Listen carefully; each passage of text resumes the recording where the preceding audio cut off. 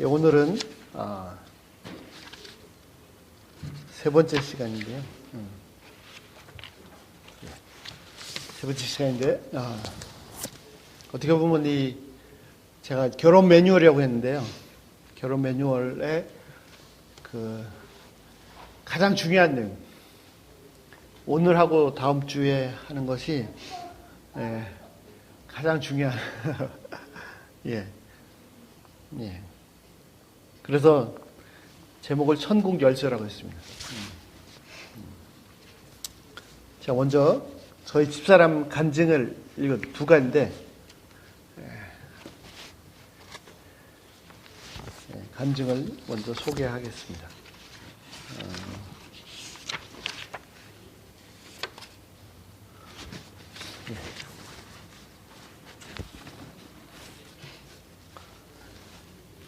저희 집사람이 쓴 글인데요. 첫 번째 거. 저희가 신학교 가족 기숙사에 살 때 이야기입니다. 주방 싱크대가 안쪽에 들어가 있어서 항상 불을 켜놓고 일을 합니다. 어느 날 주방에서 일을 하다가 화장실에 가고 싶어 잠깐 일손을 놓고 화장실에 다녀왔습니다. 화장실에 다녀오니 주방 라이트가 꺼져 있는 게 아닙니까? 이상하다. 내가 분명히 라이트를 켰는데. 그러고 보니 저는 이 집에서 1년 반을 살면서도 주방에 들어가면 항상 조리대 위에 라이트 스위치를 켜기는 했는데 한 번도 그 스위치를 끈 것은 기억이 없습니다. 그래서 순간 주방에 센서가 있나 보다 생각했습니다. 사람이 없으면 저절로 라이트가 꺼지는. 그래서 위아래로 센서가 부착되는지 살펴보았습니다. 그러나 이 오래된 기숙사 아파트에 그런 품이 있는 센서가 있다는 것이 좀 이상했습니다. 그러면 저절로 켜지기도 해야 하는데 아무래도 이상합니다. 저는 방에 있는 남편에게 달려가 여보, 우리 주방에 센서가 있나요? 했더니 나를 힐끔 봅니다.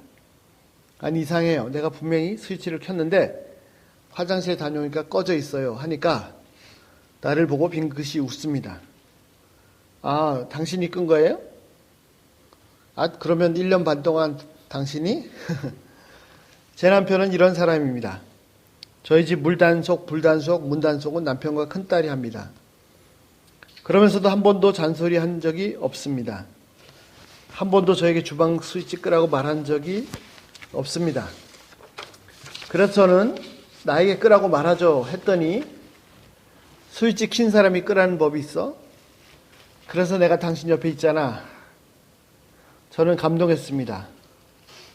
스위치 끄지 않는 것이 얼마나 마음에 크게 새겨졌는지 스위치를 잘 끄겠다고 남편과 자신에게 다짐해 봅니다. 그러나 이것이 하루아침에 결심한다고 되겠습니까? 하루아침에 형성된 습관이 아니니. 하지만 그 후에 주방에 나올 때 얼마나 많이 스위치를 내리고 나왔는지 모릅니다. 지금까지는 한 번도 하지 않던 짓을.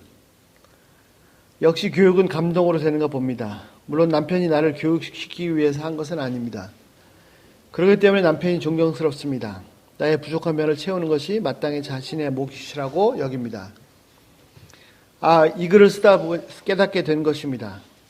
남편은 나의 부족한 면을 채우는 것이 마땅히 자신의 몫이라고 여기는데 나는 남편의 부족한 것, 내 마음에 안 드는 것을 고쳐보려고 얼마나 많이 노력했는지, 얼마나 많이 남편을 괴롭게 했는지 이제야 알게 되었습니다. 남편의 연약한 부분, 부족한 부분 때문에 내가 있는 것이라는 것을. 당신의 부족한 부분 정죄하거나 판단하지 않고 고치려고 잔소리하지 않고 내가 원하는 대로 말하고 행동하게 하려고 조정하지 않고 당신의 모습 그대로 받겠습니다. 있는 모습 그대로 사랑하겠습니다. 당신이 연약하고 부족한 모습까지. 당신의 그 모습 때문에 내가 당신의 아내 된 이유니까요. 여보 사랑해요. 그리고 두 번째 간증. 이것을 깨닫고 난 후 생각난 일이 있습니다. 저는 변기를 닦을 때마다 짜증을 냈습니다. 변기하는 스프레이로 한 후에 소를 닦고 물 한번 내리면 되는데 좀 지저분. 변기 바깥으로 흘러내리는 누르틱틱한 줄기. 남편의 소변이 변기 밖으로 흘러내린 자국입니다. 정말 짜증을 안 낼 수 없습니다. 더러운 변기 닦고 있는 내 모습에 화도 납니다. 내가 이 집의 가정부인가? 변기 닦으려고 저 남자랑 결혼했나? 처음에는 점잖게 고상하게 얘기했죠. 여보, 소변 볼 때 소변이 변기 밖으로 안 튀어나오게 조심해서 보세요. 또는 밖으로 튀면 휴지로 한번 닦고 나오세요라고 말입니다. 생각나면 한두 번은 닦고 나왔겠죠. 하지만 이것이 하루아침에 고쳐질 습관이겠습니까? 그러니 저는 변기를 닦을 때마다 잔소리하고 때로는 짜증내고 때로는 화도 내고 이렇게 20년을 살았습니다. 그런데 남편은 내 옆에서 나의 부족한 부분을 감당하며 내 옆에 있는 이유를 말합니다. 아, 그렇군요. 하나님이 이 변기 닦으라고 남편 옆에 있게 하셨습니다. 이제 알았습니다. 제가 남편 옆에 있는 이유를, 제가 남편의 아내 된 이유를, 남편의 부족한 부분 채우라고, 변기 닦으라고. 이 사실을 깨닫고 난 후 변기 닦는 일이 즐거워졌습니다. 아니, 감사했습니다. 이 일을 감당하라고 하나님이 남편과 부부되게 하셨으니까요. 제가 아내 된 이유니까요. 이것이 부부된 이유입니다. 이렇게 하나 되라고. 언제부턴가 변기 밖이 깨끗합니다. 웬일인가 했더니 남편이 습관을 바꿨답니다. 앉아서 소변을 본답니다. 여보, 괜찮아요. 저 변기 닦을 때 행복하다니까요. 예.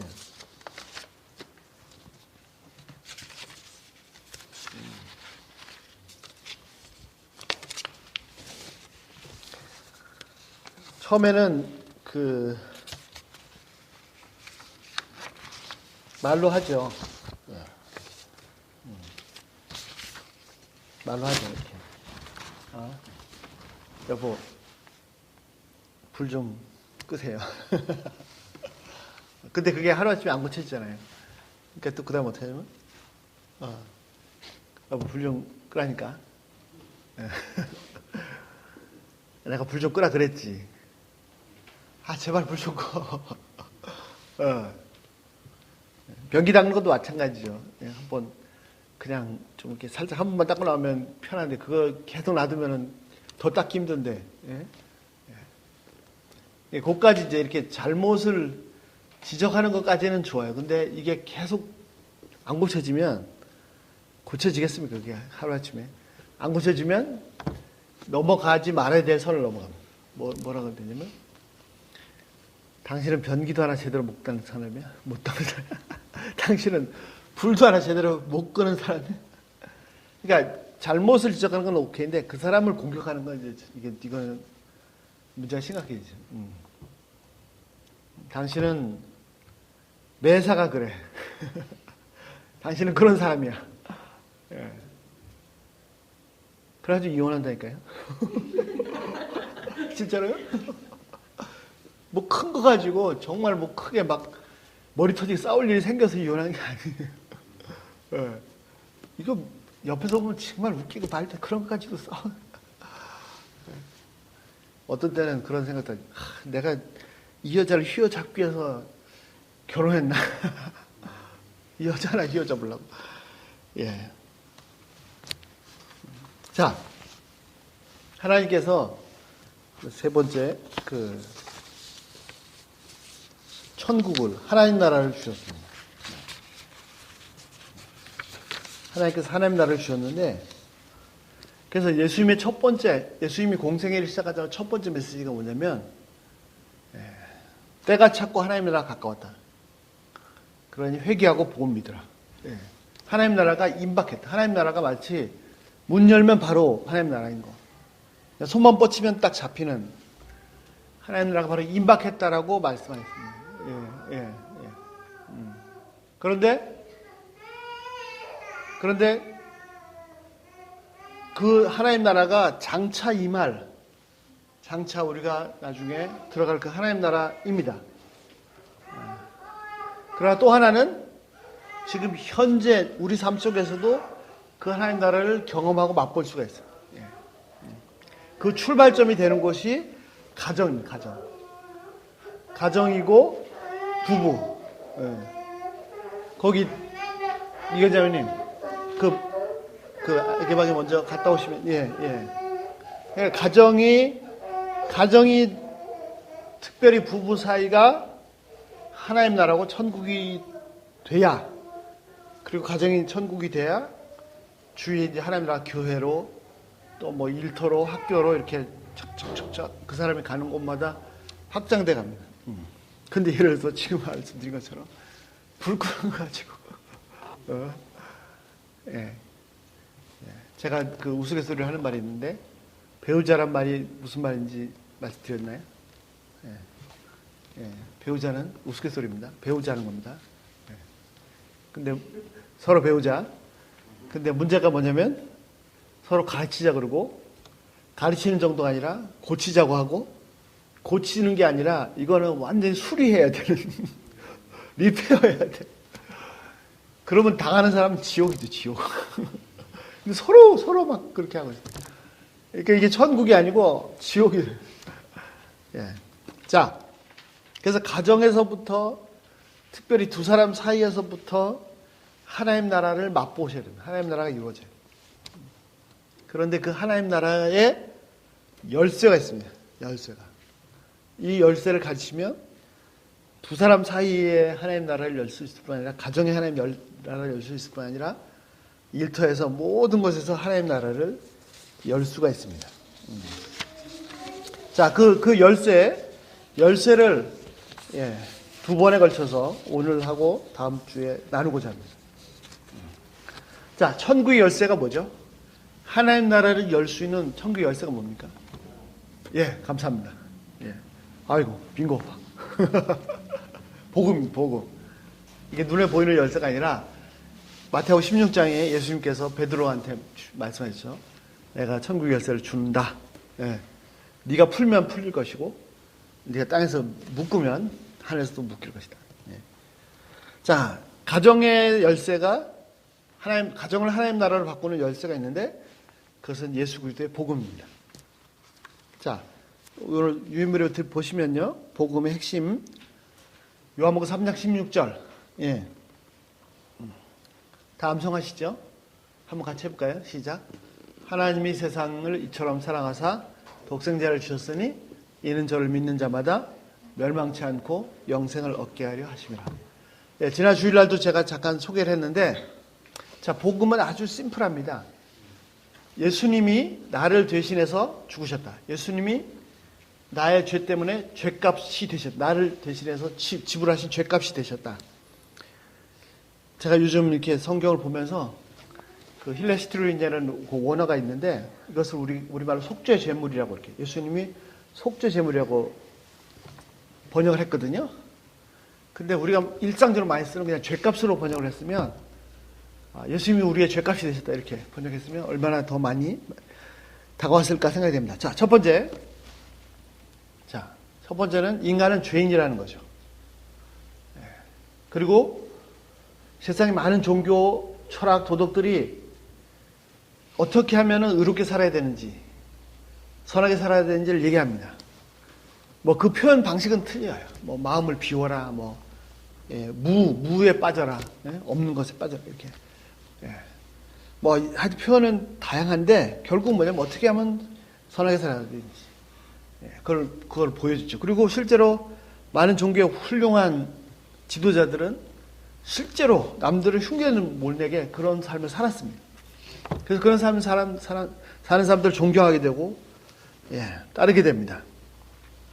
그런데 말하지 않는 게 있어요. 어떻게 하면 착하게 살아, 선하게 살아 그걸 얘기하지만 거기서 끝이고 더 이상 말하지 않는 게 있습니다. 뭡니까? 사람이 내가 어떻게 선하게 살아야 되는지 악하게 살아야 되는지를 몰라서 그렇게 안 사는 게 아니에요. 그것을 아는데 그리고 보통 사람들은 저렇게 살아야 돼 라고 알고만 있지 그렇게 살 엄두를 못 내기 때문에 보통 사람들은 그렇게 사는 사람들을 존경하게 되는데 실상은 어떠냐면 내가 어떻게 하면 선하게 사는지 올바로 사는지 그것을 아는데도 불구하고 내가 그걸 그렇게 살 수 없다는 인간의 한계 상황이 있죠. 근데 어떤 종교도 그 인간의 한계 상황이 있다는 것을 얘기하지 않습니다. 무슨 말이냐? 자, 그걸 다 지킨 사람들이 있어요. 율법을, 계명을. 부자 청년 성경의 대표적인 예죠. 또 뭐 우리 요즘 사회에도 뭐 무소유로 평생 사신 분도 계시죠. 자, 부자 청년이 예수님께 나와서 말합니다. 내가 어떻게 해야 영생을 얻겠습니까? 이 사람이 영생이 없었어요. 그래서 예수님이 말씀하시는데 계명을 지켜라. 도둑질하지 말라. 간음하지 말라. 살인을 지켜라. 제가 어렸을 때 다 지켰습니다. 진짜 대단한 사람이죠. 이 사람은 어렸을 때 거짓말도 한 적이 없고 도둑질 한 적도 없고 그러면서도 정말 견실하고 멋진 청년이었어요. 부자였어요. 예. 그런데 이상한 것은 뭐냐면 그렇게 다 지켰는데도 영생이 없다는 것입니다. 예. 제가 어렸을 때 다 지켰습니다. 그때 예수님이 하시는 말씀이 뭐냐면 네가 가지고 있는 거 다 팔아서 사람들한테 나눠주고 넌 나를 따르라. 예. 그러니까 그 다 지켰다는 개념이 틀린 거죠. 이 부자 청년은 자기는 도둑질 한 적이 없어요. 살인한 적도 없고 가늠한 적도 없고 거짓말 한 적도 없습니다. 그래서 다 지켰다고 생각을 했습니다. 근데 예수님 말씀 뭐냐면 그거 팔아서 다 가난한 자에게 주고 넌 나를 따라. 예. 하나님의 기준은 뭐냐면 우리는 겉으로 도둑질하지 않았다, 살인하지 않았다 하면은 안 한 겁니다. 가늠하지 않았다, 안 한 겁니다. 그런데 하나님은 속을 다 보시기 때문에 겉으로 내가 살인을 안 했다고 그래서 살인 안 한 게 아니죠. 예수님 말씀하셨잖아요. 너희가 성경에 율법에 살인하지 말라 하였거니와 내가 다시 설명해 준다. 그 살인하지 말라는 것을 다시 설명해 준다. 우리는 살인하지 말라고 살인 안 했다고 한 적이 없습니다. 했더니 예수님 뭐라고 말씀하냐. 속으로 미워한 자마다. 입으로 욕한 자는 이미 살인한 자고 속으로 미워한 자마다 이 살인한 자. 예. 살인이라는 것은 뭐냐면 우리 속에 있는 이 미움이 행동으로 나타나는 것 뿐입니다. 이미 살인, 죄죠. 너희가 가늠하지 말라. 저 가늠한 적이 없는데요? No. 속으로 음욕을 품은 자마다 이미 가늠한 자 아니라. 예. 자, 하나님께서 원하시는 기준은 그겁니다. 그래서 어떻게 되죠? 이제 바울이 로마서 7장에서 고백합니다. 뭐라고 고백해요? 자, 내가 한번 그렇게 이제 알았어요. 아, 음욕을 품은 자마다 가늠한 자구나. 미워한 자마다 살인한 자구나. 탐심을, 저거 내 것을 갖고 싶다. 탐심을 가진 자마다 이미 도둑질한 자구나. 그래서 그거를 모를 때는 그냥 그렇게 막 함부로 생각하고 살았는데, 그걸 알고 나서는, 지켜야지. 합니다. 그래서 내가 지키려고, 응? 미워하지 말아야지. 이거 살인한 거니까. 그래서 미워하지 않으려고 결심을 하면, 미움이 없어져 버립니다. 탐심을 갖는 건 도둑질이다. 탐심을 갖지 말아야지. 탐심을 갖지 말아야지. 딱 결심을 하면, 이 욕심이 없어져요. 예. 가늠하지 말아야지. 예, 음욕을 품지 말아야지. 딱 결심하면 딱 없어집니까? 그러면 일이 쉽죠. 근데 어떻게 해요? 내가 그렇게 결심하는 순간 이 죄가 미움이 더 커지고 탐심이 더 커지고 음욕이 막 더 일어나고 그래서 바울의 고백이 뭡니까? 내가 내 속사람으로는 하나님의 법을 즐거워하는데 내 속에 다른 법이 있어서 자꾸 나를 죄의 법 아래로 끌어오는 것을 보는다. 적당히 보통 죄 짓고 사는 사람은 모릅니다. 근데 내가 최선을 다해서 죄를 안 지으려고 의를 행하려고 행해 본 사람이면 그럴수록 자신이 그것이 불가능하다는 걸 더 많이 깨달을 수밖에 없습니다. 그래서 바울의 마지막 7장 끝에 뭐죠? 오호라 나는 곤고한 사람이다. 나는 이제 죽음이 망하게 됐다. 누가 이 죽음의 몸에서 나를 건져낼 수가 있을까? 이것이 바울의 그 한계 상황입니다. 이것이 바울의 한계 상황일 뿐 아니라 모든 인간의 죄인들의 한계 상황이죠. 인간이 스스로 구원할 수 없습니다. 오직 기독교 복음만 모든 사람이 다 죄인이다라고 선고하고 인간 스스로 구원할 수 없다라고 선고를 합니다. 그런데 하나님의 기준은 여기서 끝이 아니에요. 하나님 부자 청년한테 뭐라고 하셨어요? 가서 소유 다 팔아서 주고 와라. 하나님께서 십계명을 주실 때 안식일을 지키라, 우상을 섬기지 말라. 또 사람한테는 도둑질하지 말라. 이런 계명을 주실 때 우리는 그걸 받아서 나는 그렇게만 하면 안식일도 어긴 적이 없고 그렇게만 하면 다 지켰다고 생각하는데 no. 하나님께서 십계명을 주실 때 그 계명의 의미는 그 당시 사회가 너무 악하기 때문에 미니멈 이걸 하지 말아야 된다. 우리도 법이 있잖아요. 그 법은 그것만 지키면 나는 죄 없다가 아닙니다. 미니멈 이것까지 무너지면 안 되기 때문에 미니멈으로 해놓은 거지 내가 미니멈을 지켰다고 해서 죄 없다 할 수 없는 거죠. 하나님께 십계명을 주실 때 원래 근본 취지는 뭐냐면 미니멈으로 주신 거고 원래 취지는 뭐냐면 내 마음과 뜻과 성품을 다해서 내 하나님을 사랑하고 최선을 다해서 하나님을 사랑하고 이와 같이 이웃을 사랑하라. 이것이 이 계명 뒤에 있는 진짜 본질이란 말입니다. 계명을 지키는 건 뭐예요? 내가 속으로 탐심 안 품었다 끝? 그게 아니고 최선을 다해서 사랑해야 되는 거예요. 그것이 하나님께서 요구하시는 기준입니다. 어쨌든 자, 하나님의 기준에 도달할 수가 없습니다. 모든 사람이 다 죄인입니다. 인간이 스스로를 구원할 수 없습니다. 세상에 많은 종교들이 있지만 계명만 제시하지 그 계명이 나를 구원하지 못한다는 걸 제시하지 않아요. 하나님께서 성경 말씀에 계명을 제시한 이유는 뭐예요?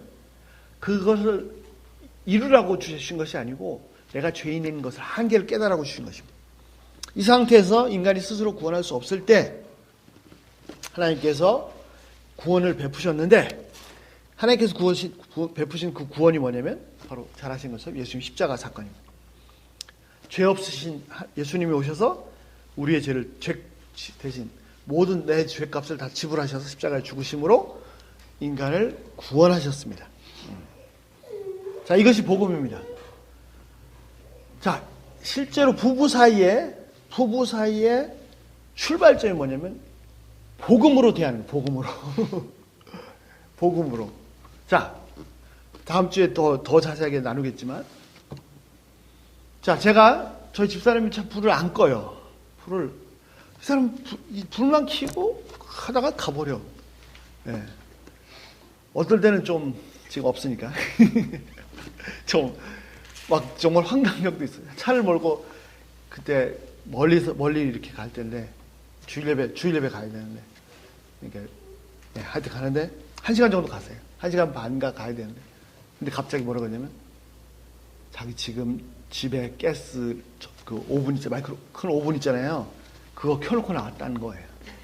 그런 거 같다는 거예요. 집에 화재 날 것 같다는 거예요. 돌아가야 된다는 거예요. 와, 진짜 어떻게? 예, 그날 막 아주 좀 힘들었어요. 예, 어쨌든 자, 우리가 죄인이 죄인을 대하는 방식은 뭐냐면 지적하는 거예요. 불 좀 끄라고. 불 끄라 그랬잖아. 당신 불도 못 꺼? 예. 자, 그런데 저는 죄송합니다. 제 얘기를 해주셔서 아까 간증해 드린 것처럼 전 제가 껐어요. 제가 잘났던 얘기 1년 반 동안 제가 껐더니 1년 반 만에 집사람이 그걸 알아줬어요. 그것도 은혜죠. 그러더니 집사람이 끄기 시작하는데 자, 제가 잘나서 우리 집사람이 불을 못 끄는데 제가 잘나서 끄겠습니까? 저는 요즘은 또 어떻게 하냐면 그 나올 때 문도 잠그지만 그 부엌에 그 큰 오븐 있잖아요. 거기도 불이 꺼져 있는지 확인하고 나와. 왜 어떻게 그랬냐면 제가 예수님 복음을 몰랐다면 저한테 불가능한 일이에요. 제가 어떻게 반응했을지가 눈에 환하게 보입니다. 근데 제가 복음을 알았어요. 무슨 말이냐? 자, 오케이. 제가 이제 집사람한테 불 좀 끄라고 얘기를 하려고 하는데 하나님 앞에 섰더니 하나님은 저를 어떻게 대하셨냐면 저는 이제 불 끄는 거가 보이잖아요. 하나님이 저를 보실 때는 변기 안 닦는 거 뭐 그런 거 보시는 게 아니고 저의 죄를 머리끝부터 발까지 모든 온갖 흉악한 죄를 다 보고 계세요. 다 보고 계세요. 근데 만약에 제가 집사람한테 불 끄라고 지적하듯이 예? 하나님이 저를 보시고 제 속에 죄가 튀어나올 때마다 말 안 해도 튀어나올 때마다 그때마다 죄를 다 들춰내서 꺼내서 지적하셨으면 저 숨도 못 쉬고 하루도 못 살고 몇 시간도 못 견디고 다 죽어버렸어요. 근데 하나님은 제 속에 불 끄고 안 끄고 이런 문제가 아니죠. 이것부터 비교할 수 없. 불 끄고 안 끄고 죄는 아니잖아요. 이거는 그냥 좀 안 좋은 습관일 수도 있는 거예요. 그런데 하나님은 그것에 비교해서 엄청난 죄를 다 보시는데 한마디도 지적을 안 해요. 근데 제가 하나님은 저한테 그렇게 대하셨는데 제가 집사람한테 가서 당신 불 좀 끄시라고 처음에 점잖게 얘기하다가 당신 불도 안 끄냐고 불도 못 끄냐고 당신 불도 못 끄는 사람이냐고 막 이렇게 하면은 하나님 보실 때 얼마나 참 기가 차겠어요. 만약에 제가 하나님이었으면 너 좀 이리 와봐. 너 당장 요절을 해버려. 어? 만약에 제가 하나님이었으면요 여기 살아남으신 사람 한 사람도 없어요. 제가 하나님이 아니니까 얼마나 다행인지. 예. 하나님은 저의 죄를 한 번도 지적하지 않았습니다. 그 정도가 아니라 저의 저한테 묻지 않으시고 어떻게 했어요? 예수님한테 물었어요. 예수님도 저의 죄를 지적하지 않으시고 예수님이 다 지고 가셨어요. 마치 예수님 자신이 지은 것처럼. 그러면 불 끄고 이거 내가 테이크오버 해야 되는구나. 내가 감당해야 되는 거구나. 그래서 저는 규칙이라고 말은 안 했지만 속으로 저희 집에 규칙을 정했어요. 뭐가 안 되는 게 있다. 그러면 본 사람이 하면 되는 거예요. 본 사람. 설거지가 안 돼 있다. 그럼 본 사람이 해. 본 사람이 안 할 거면 그냥 입 다물고 안 말해. 예. 자, 천국의 열쇠는 복음입니다. 복음은 뭡니까? 예수님이 오셔서 나의 죄를 심판하시고 정죄하시고 사형 선고하시고 지옥에 던져버리신 것이 아니고 그 선고를 하나님의 선고를 예수님이 다 받으시고 하나 지적도 안 하시고 받으시고 십자가에서 예수님 마치 다 자신이 지은 것처럼 내 죄에 대한 결과를 다 지고 가셨죠.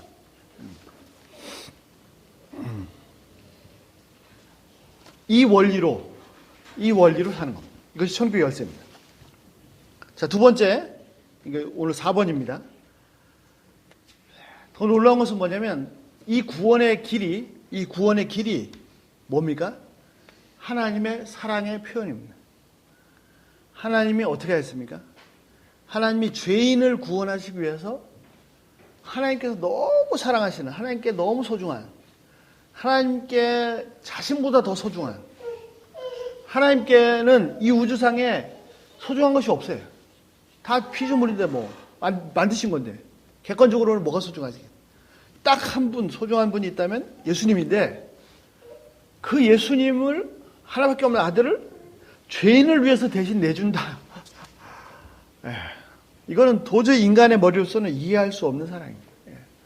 제가 샘플을 예를 하나 써놨는데 자녀가 열차에 깔릴 것 같으면 부모는 당연히 뭐 당연하다. 요즘은 좀 부모들이 좀 이상해서 당연하지 않을 수도 있겠지만 하여튼 세상이 하도 흉흉해서 그 자녀를 살리기 위해서 자기 몸이라도 던지지 않겠습니까? 그게 부모의 사랑인데 하나님의 사랑은 그거에 비교할 수가 없죠. 어떻게 죄인을 그러니까 객관적으로 보면 죄인을 포기하고 의인을 살리는 게 마땅하고 피조물을 포기하고 아드님을 살리는 게 마땅하죠. 근데 하나님 거꾸로 하셨습니다. 피조물을 위해서 아들을 희생하셨고 죄인을 위해서 의인을 희생하셨습니다. 이 사랑을 어떻게 이해할 수 있겠습니까? 그 이동호 목사님이라고 제가 아는 목사님 한번 그런 비유를 드렸어요. 목사님께는 아드님이 3분인가 있고 형님께는 아들은커녕 자녀가 없는 거야 아예.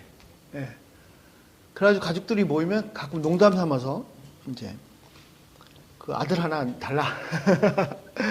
내가 더 잘 키울게. 그리고 실제로 뭐 드리면 더 잘 키우겠죠. 너무 소중하니까. 그렇게 이제 했는데 언제 한번 좀 진지하게 생각을 해봤대요. 그래 정말 형님은 자녀가 없으니까 나는 아들이 3이나 있는데 하나 주면 서로 좋은 거 아니냐. 그래가지고 생각을 하셨답니다. 그래서 오케이 그럼 어떤 놈을 드릴까? 첫째 아들? 안 돼. 첫째는 안 되지. 둘째? 안 돼. 둘째도 안 돼. 셋째? 셋째도 안 돼. 이거 뭐 죽이는 것도 아니고 그냥 절대로 안 절대로. 하나님의 사랑 개념적으로 그렇습니다. 더 중요한 건 뭐냐면 이 사랑을 더 깊이 깨닫고 경험해서 풍성하게 누리는 것이 중요합니다. 자, 이 정도만 소개하겠습니다. 이 성경책은 그래서 뭐라고 하냐면 성경책은 연애편지입니다. 연애편지. 하나님이 나를 얼마나 사랑하셨는지 기록된 연애편지입니다. 그래서 연애편지를 읽으시고 그 사랑을 더 많이 매일 감격해서 경험하는 것이 정말 중요합니다. 자, 마지막으로 하나만 더 소개하고 마치겠습니다. 여러분, 그 결혼하실 때 그거 하셨어요? 그 건강진단서 각자 끊어와가지고, 뭐 했는지 안 됐는지 저도 기억이 없는데, 근데 뭐 아무리 좋아하고 그러지만 그 건강을 확인하는 거 중요하죠. 그런데 더 중요한 게 있습니다. 더 중요한 게. 예. 예, 다 끝났습니다. 예, 예. 더 중요한 게 있습니다. 더 중요한 게 뭐냐면, 신체 건강 진단서보다 영혼의 건강 진단서, 예, 자아 건강 진단서, 이게 중요합니다. 무슨 말이냐? 예를 들어서, 결혼하기 전까지 사랑을 받아본 적이 없어요. 사랑 결핍증에 걸린 사람이 있어요. 그렇게 건강하지 못한 자아를 가지고 있을 경우에 결혼을 하면 사랑 애정 결핍증에 걸렸으면 본인도 힘들고 배우자도 힘들고 또 뭐 꼭 그렇지 않더라도 이렇게 좀 뭐랄까 이 자아가 이렇게 이그러진 이렇게 삐뚤어진 이게 그래서 상대방이 아라고 얘기를 하면 그것을 아라고 못 받아들이고 저 사람 지금 뒤에 무슨 다른 생각이 있을까 막 이렇게 항상 그 뒤틀린 그런 자아를 가진 사람이 있어요. 예. 뭐 많죠. 그 정상적인 대화가 힘들어요. 그런 사람도 마찬가지예요. 그런 사람 그렇게 영혼이 건강하지 못하면 본인도 결혼해서 본인도 힘들 뿐 아니라 배우자도 힘든 거예요. 또 그런 사람들끼리 만나죠, 이렇게. 또 이렇게 너무 지나친 열등감에 빠져 있으면 본인도 힘들고 배우자도 힘들고 하여튼 이렇게 영혼이 건강하지 못한 이 자아가 건강하지 못한 사람들 저도 그렇죠. 예. 또 너무 교만해가지고 예. 또 한국 사회에서 남자들은 요즘 세대는 어떤지 모르겠어요. 너무 지나치게 권위의식 남자들 무조건 그냥 찍어 누르려고 하는 그러면 본인도 막 자기 권위가 조금이라도 손상 나갈 때 힘들고 주위 있는 사람들 막 상처받고 예.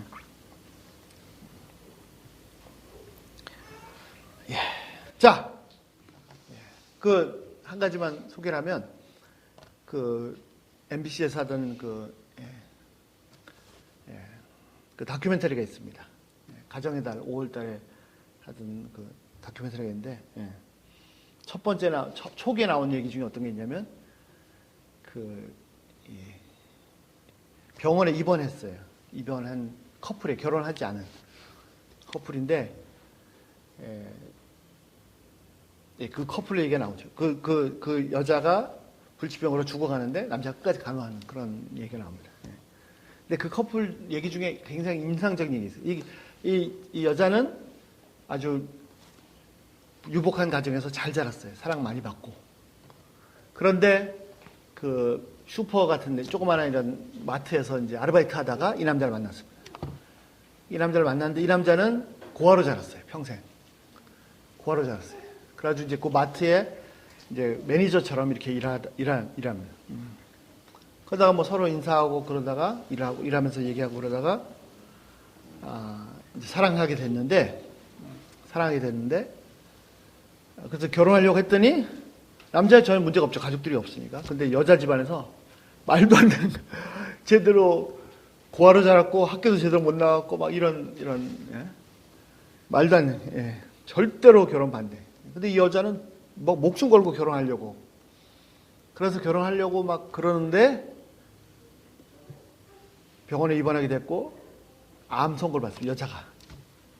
그래가지고 이제 죽어가는데 그 엄마도 못 돌보는 그 여자를 이 남자가 끝까지 병원에 남아서 돌보다가 이제 임종을 보냅니다. 그런 휴먼 다큐 사랑이라는 그런 타이틀로 된 건데 근데 제가 소개하고 싶은 내용이 뭐냐면 처음에 이 여자가 이 남자를 사랑하게 된 동기가 뭐냐면 이제 지내다가 조금 알게 됐지 않습니까? 그 마트에서 같이 일하다가 근데 여자가 뭐라고 얘기를 하냐면 이 남자를 봤는데 평생 동안 한 번도 사랑이라는 것을 받아본 적이 없는 것 같은 사람.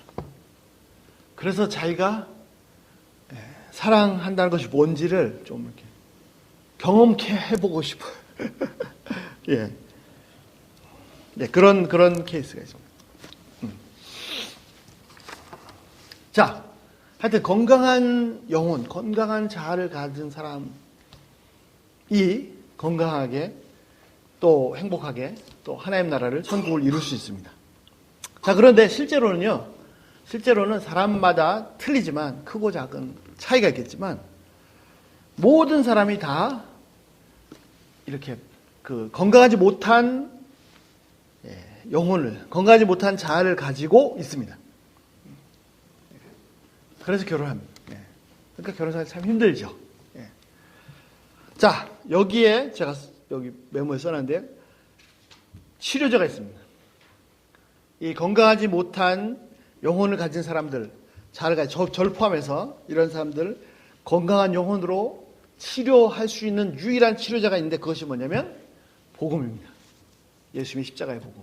예수님의 십자가는 어떤 상황이냐면 내 못난 모습, 내 죄악된 모습, 내 삐뚤어진 모습, 애정이 결핍되어 있고 교만하고 열등감 있고 막 아주 그냥 꼬여 있고 막 어쨌든 그 모습 그대로를 받아주셨어요. 그걸 정죄하시고 수리하려고 달려들지 않으시고 그냥 있는 모습 그대로를 사랑하셨어요. 나를 받아주셨어요. 그래서 최고의 치료제는 뭐냐면 대표적으로 애정결핍증 최고의 치료제는 뭐냐면 이 사랑을 충분히 받는 겁니다. 물론 부모님한테 잘할 때 사랑을 많이 받으면 좋죠. 또 결혼해서 좋은 남편, 좋은 아내 만나서 사랑을 많이 받으면 좋습니다. 그러나 아무리 훌륭한 부모라도 아무리 훌륭한 남편, 아무리 훌륭한 아내라도 그 사랑은 한계가 있고 바닥이 나게 돼 있습니다. 그래서 기대한 만큼 더 많이 실망하게 돼 있어요. 그러나 바닥이 없는, 끝도 없는, 내가 무한히 요구하고 무한히 달려들어도 무한대로 쏟아주시는 사랑이 있는데 그것은 하나님의 사랑이고 그 사랑이 확증된 것이 십자가 사건입니다. 그래서 건강한 내 병든, 찌든, 왜곡된, 삐뚤어진 내 영혼이, 내 자아가 건강하게 치유될 수 있는 최고의 치료제는 십자가입니다. 하나님의 사랑입니다. 그래서 뭐 십자가 사랑 알아요. 예수님이 날 위해 죽으셨잖아요. 이것은 출발점에 불과합니다. 이 사실을 매일매일 되새김, 성경을 읽을 때마다 성경 속에서 십자가의 사랑을, 하나님의 사랑을 계속 예레미야가 제가 소개한 적이 있는지 모르겠습니다. 예레미야가 뭐라고 소개했습니까? 3장에 뭐라고 했죠? 신기한 일이 있습니다. 뭐가 있습니까? 우리가 그렇게 죄가 많은데도 불구하고 우리가 진멸되지 아니하면 뭐라고 했죠? 우리가 진멸되지 않으면 오직 여호와의 자비와 긍휼이 무궁하시기 때문입니다. 내가 지금 살아있는 이유, 예레미야가 자신의 죄, 백성들의 죄, 민족의 죄를 막 통탄하다가 뭘 발견했냐면 그럼에도 불구하고 더 막 완전히 진멸돼야 되는데 진멸되지 않은 이유가 있는데 그것이 뭐였냐? 하나님의 사랑이 여호와의 자비와 긍휼이 무궁한 그 하나님의 사랑이 끝도 없기 때문에 살아있는 것이지 죄값을 제대로 지불하면 살아있을 수 없다. 이걸 깨달았습니다. 근데 더 놀라운 것은 뭐냐? 더 놀라운 것은 뭐냐? 이것이 아침마다 새로우니 이것이 아침마다 새로우니 처음에 하나님의 사랑을 십자가 사랑을 깨달았을 때 그런 사랑이 없고 그런 사랑이 전부인 것인 줄 알았어요. 날이 바뀌어서 다음날 그것을 새로 깨달았을 때 다음날 새로 깨달았을 때 어떻게 해요? 내가 어제 깨달은 그 사랑은 전혀 몰랐던 거 똑같아. 오늘 깨달으니까 어제는 전혀 그 사랑을 몰랐던 거예요. 이것이 아침마다 새로우니. 그래서 그 김주호 목사님이 쓰셨습니다. 수억 년을 날마다 뜨는 달을 보고 소월은 노래했습니다. 예전에 미처 몰랐어요. 크리스찬은 어떤 사람이냐? 하나님의 사랑을 마치 소월이 달을 보고 예전에 미처 몰랐어요 고백했던 것처럼 하나님의 사랑을 그렇게 경험하는 거예요. 이 하나님의 사랑을 풍성하게 받을 때 속이 뒤틀리고 삐뚤어진 사람 다 고쳐집니다. 열등감에 지친 사람 다 고쳐집니다. 제가 그 간증들을 막 끝도 없이 날 수 있어요. 상처받은 사람들은요 막 딱 고슴도치처럼 딱 웅덩이죠. 그냥 빈말 하나 던졌는데 팍 찔러져. 이거 본인도 힘들고 배우자도 힘들고. 어쨌든 이것을 치유하는 방법은 하나님의 사랑을, 물론 남편의 사랑도 기대하고 아내의 사랑도 기대합니다. 그러나 분명히 명심하세요. 한계가 있어요. 그리고 한계 넘어가면 실망하게 돼 있어요. 적당히 기대하시고 하나님의 사랑을 끝도 없이 기대하시고 하나님의 사랑을 끝도 없이 받으시고 하나님의 사랑을 끝도 없이 경험하시길 바랍니다. 그래서 내가 건강해질 때, 내 영혼이 건강해질 때 아무리 못난 사람도 정말 사랑할 수 있죠. 요즘 제가 복음의 진리를 새롭게 깨달은 것 중에 하나가 뭐냐면요. 지난주에 말씀드렸잖아요. 부부간에 복종하십시오. 근데 복종하라는 게 아내는 무조건 복종하라는 게 그 앞에 있어요. 서로 복종하라는 말씀이 있어요. 서로 복종할 수 있는 비결이 어디냐면 아내 남편 사랑하십시오. 복종하십시오. 사랑할 때 그 비결은 뭐냐면 성령으로 충만하라. 성령으로 충만. 성령으로 충만한 것이 무슨 뭐 방언을 하고 이게 아니고요. 성령으로 충만한 것은 은혜로 충만하는 겁니다. 은혜로 충만하고 사랑으로 충만한 것이 성령으로 충만한 거예요. 자, 무슨 말이냐? 계명이 있습니다. 아까 얘기한 계명. 살인하지 말라. 탐심도 갖지 말라. 예, 탐심, 살인하지 말라. 미움도 갖지 말라. 예. 이 계명 앞에서는요, 이게 안 돼요. 그래, 미워하지 말아야지. 저놈이 나한테 이럴 수 있네. 그렇지만 미워하면 안 되니까, 살인한 거니까 미워하지 말아야지. 미워하지 말아야지. 이를 악물고, 쥐어짜면서 하는데 더 미워. 죽겠어. 그런데, 내가 하나님의 사랑을 충만히 받잖아요. 은혜를 충만히 경험하잖아요. 그럼 이뻐. 이뻐까지 되면 더 좋고, 이뻐까지 안 돼도, 그래, 용서할게. 제가 말씀드릴 건 뭐냐면, 계명은 내가 의지로 지키려고 할 때 지켜지는 것이 아니라, 지키려고 할 때는 오히려 불가능하게 되는데, 이 복음의 은혜를, 하나님의 사랑을 충만히 경험하면요, 사랑이 가득 차면요, 나와. 제가 주일날도 말씀드렸는데, 차 타고 가다가 홈리스, 그냥 콜 하나 주기도 아까워. 한편은 줘야지, 한쪽에서는 아까워. 이게 두 마음인데, 은혜가 충만하잖아요? 집회가 나가. 집회. 계명은 계명으로, 의지로 지키려 할 때는 불가능합니다. 사랑으로 채워지고, 은혜로 채워지면은 됩니다. 저절로. 내가 계명 앞에서 너 그러면 안 돼. 너 그렇게 했어야 돼. 상처받고 막 이렇게 되면요. 에너지가 소진되는 일들이에요. 부부 결혼했는데 당신 왜 그래? 내가 당신 사랑해. 그렇지만 당신 그렇게 하면 안 돼. 저 막 둘 다 에너지가 서로 빨아먹는 에너지 죽이는 일.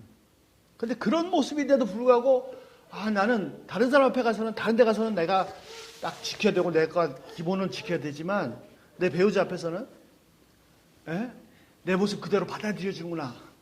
은혜를 경험하면 이게 에너지가 막 샘솟는 에너지가 막 채워지는 그런 그 비결은 복음입니다. 복음. 하나님부터 에너지가 채워져야지. 그래야 의가 나갑니다. 자, 결론. 뭐 결론 다 나왔는데. 그러니까 저희 집사람한테 말하죠. 당신은 말이야. 그럼 무슨 말 하겠습니까?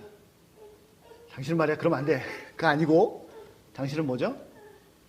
사랑받기 위해 태어난 사람.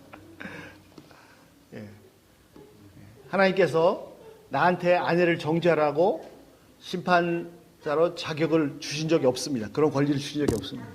사랑하라고 하셨지. 내 남편한테 정죄하라고 그런 권리를 아내한테 주신 적도 없습니다. 복종하라고 하셨지. 그리고 내 배우자는 충분히 사랑받을 만한 가치를, 자격을 가진 사람이에요. 그 이유는 뭐냐면 예수님조차도 당신의 생명을 내어주신 그런 존재이기 때문에. 그래서 내 배우자는 어떤 사람이라고요? 사랑받기 위해 태어난 사람입니다.